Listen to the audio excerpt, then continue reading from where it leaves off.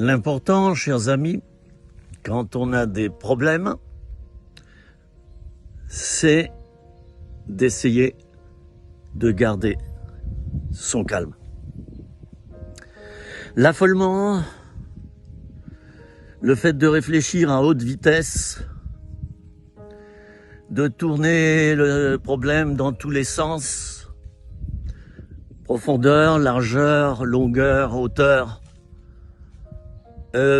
ça on le fait tous. Je le fais. Maintenant, si au début, c'est certainement normal et légitime qu'on le fasse, il faut éviter de rester là-dedans parce qu'on va tomber dans la dépression. Je dis bien on va tomber dans la dépression. Alors quand il y a des problèmes, bon, c'est pas tout de suite dans l'heure qu'on va être capable, certainement, si c'est un grave problème, de le donner au Seigneur tout de suite là. Hein. Souvent on réfléchit, comme j'ai dit tout à l'heure. Bon, mais dès qu'on le peut, donnons notre problème au Seigneur. Faisons le nécessaire aussi pour résoudre le problème dans ce que nous pouvons. D'accord? On fait notre 10%. Et Dieu fait le reste. L'important, c'est que tu donnes le reste au Seigneur. Ce que tu ne sais pas faire, ce que tu ne peux pas faire, tu le donnes au Seigneur.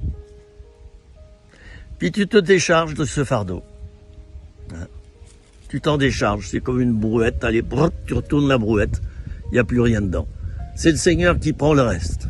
Je vois que le vent se lève. J'espère que ma vidéo sera audible. Je pense quand même.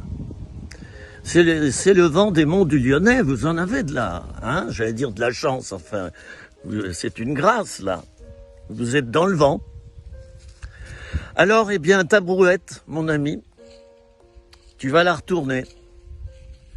Puis tu vas la laisser là. Parce qu'il ne faut pas la prendre avec toi parce que tu vas la re-remplir. Donc reste calme, donne au Seigneur. Dis-lui combien tu es sûr que lui va solutionner ton problème. Même si tu vois l'inverse, même si tu ne vois rien comme dans un tunnel. Garde cette confiance. Reste appuyé sur l'Éternel lui-même, et pas forcément sur sa puissance, hein, sur l'Éternel. C'est-à-dire, je te fais confiance. Dans cette chose-là, je te fais confiance. À toi. Voilà. Alors dis-lui bien ça au Seigneur. Hein, et tu verras que Dieu est fidèle. Et il va te sortir de tout cet imbroglio de pépins, de problèmes dans lesquels tu te trouves. Alors, bon vent, hein, c'est le cas de le dire. Bon vent, à bientôt.